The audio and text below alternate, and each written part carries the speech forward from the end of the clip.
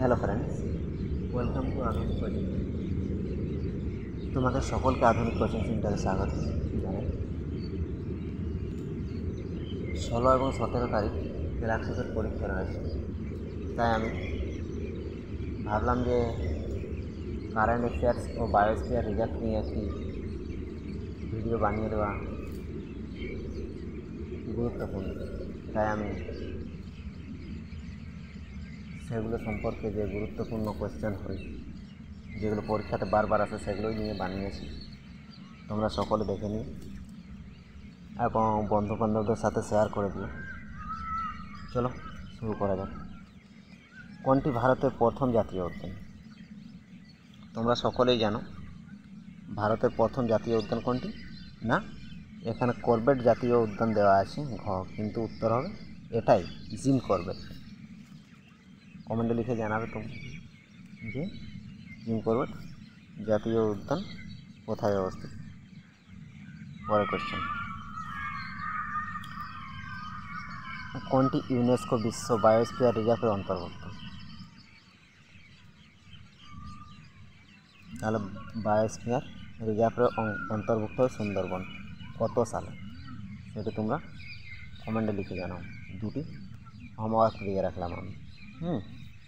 চলো পরের কোয়েশ্চেন, উত্তর দিয়ে রেখেছি নিচে যাতে পিডিএফটি তোমাদের দেখতে সুবিধা হয়। কাজিরাঙ্গা জাতীয় উদ্যান কোন রাজ্যে অবস্থিত? না, কাজিরাঙ্গা জাতীয় উদ্যান আসামে অবস্থিত। মনে থাকবে, এগুলোই আসবে। ন্যাশনাল পার্ক বায়োস্ফিয়ার রিজার্ভ থেকে যদি প্রশ্ন আসে তাহলে তোমরা কমন পেয়ে যাবে। গির জাতীয় উদ্যান কোন প্রাণীর জন্য বিখ্যাত? না, এশীয় সিংহ, সিংহের জন্য বিখ্যাত গির। পরের কোয়েশ্চেন, সিমলাপাল বায়োস্ফিয়ার রিজার্ভ কোন রাজ্যে অবস্থিত? সিমলাপাল উড়িষ্যাতে অবস্থিত। যেখানে উত্তর দিয়ে রেখেছি আর আমি বারবার ওটা দাগাচ্ছি না। পরের কোয়েশ্চেন, কোন জাতীয় উদ্যান এশিয়াটিক হাতির জন্য বিখ্যাত? না, পেরিয়ার জাতীয় উদ্যান এশিয়াটিক হাতির জন্য বিখ্যাত।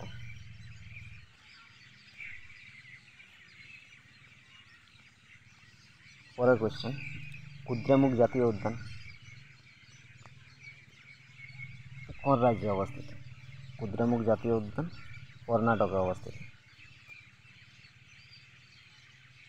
পরের কোয়েশ্চেন 8 নম্বর, নীলগিরি বায়োস্ফিয়ার রিজার্ভ কোন এলাকায় অবস্থিত?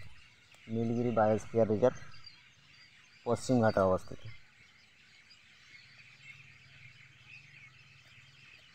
চলো পরের কোয়েশ্চেন 9 নম্বর কোয়েশ্চেন, কানহা জাতীয় উদ্যান কোন প্রাণীর জন্য বিখ্যাত?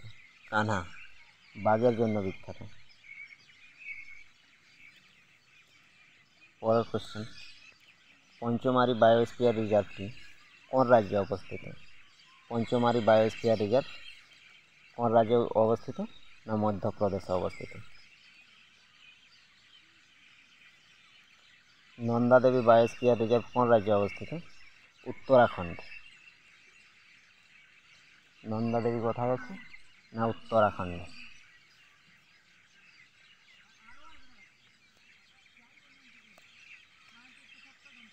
পরের কোয়েশ্চেন 12 নম্বর, মধুমালাই জাতীয় উদ্যান কোন রাজ্যে অবস্থিত? মধুমালাই কোথায়?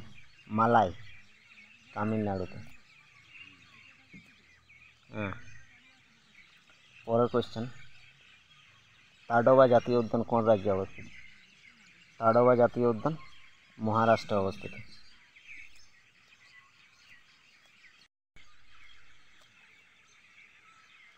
সুন্দরবন বায়োস্ফিয়ার রিজার্ভ কোনটির জন্য বিখ্যাত? না, Sundarban biosphere reserve royal Bengal টাইগারের জন্য বিখ্যাত।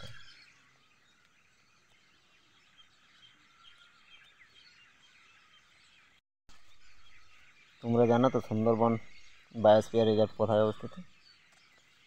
পশ্চিমবঙ্গে। পশ্চিমবঙ্গের কোথায়? সুন্দরবনে, সেটা জানো। আচ্ছা,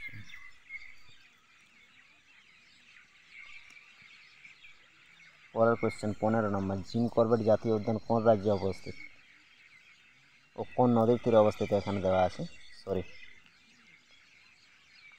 রামগঙ্গা নদীর তীরে। এটি পরীক্ষাতেই আসে বারবার। হ্যাঁ, আর মাত্র 5টি প্রশ্ন আছে, দেখে নাও। যদি তোমাদের কাজে লাগে তাহলে ভিডিওটি শেয়ার করে দাও বন্ধুবান্ধবদের সাথে, এবং ভিডিওটি ভালো লাগলে লাইক করে দেবে। উড়িষ্যার কোন জায়গায় চিল্কা হ্রদ অবস্থিত? পুরীতে অবস্থিত চিল্কা হ্রদ। পরের কোয়েশ্চেন, রাজমহল জাতীয় উদ্যান কোন রাজ্যে অবস্থিত? রাজমহল কোথায় অবস্থিত? না, ঝাড়খণ্ডে অবস্থিত রাজমহল। পরের কোয়েশ্চেন 18 নম্বর, আন্দামান ও নিকোবর দ্বীপপুঞ্জের কোন উদ্যানটি জলের নিচে সমৃদ্ধ?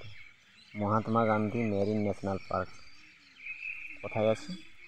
দেখো, আন্দামান ও নিকোবর দ্বীপপুঞ্জের কোন উদ্যানটি? তাহলে বোঝা গেছে আন্দামান ও নিকোবর দ্বীপপুঞ্জ। আন্দামান ও নিকোবর, ওটা হবে আন্দামান ও নিকোবর দ্বীপপুঞ্জ। আন্দামান ও নিকোবর দ্বীপপুঞ্জে যে জাতীয় উদ্যানটি রয়েছে জলের নিচে, সেটি হবে Mahatma Gandhi marine national park. পরের কোয়েশ্চেন, মানস জাতীয় উদ্যান কোন আন্তর্জাতিক সংরক্ষিত এলাকায় রয়েছে? না, ইউনেস্কো বিশ্ব ঐতিহ্য। ইউনেস্কো বিশ্ব ঐতিহ্য।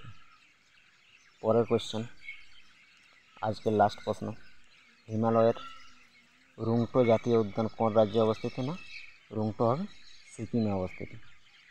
তোমাদের সকলের মনে থাকবে রুংটং জাতীয় উদ্যান সিকিমে অবস্থিত।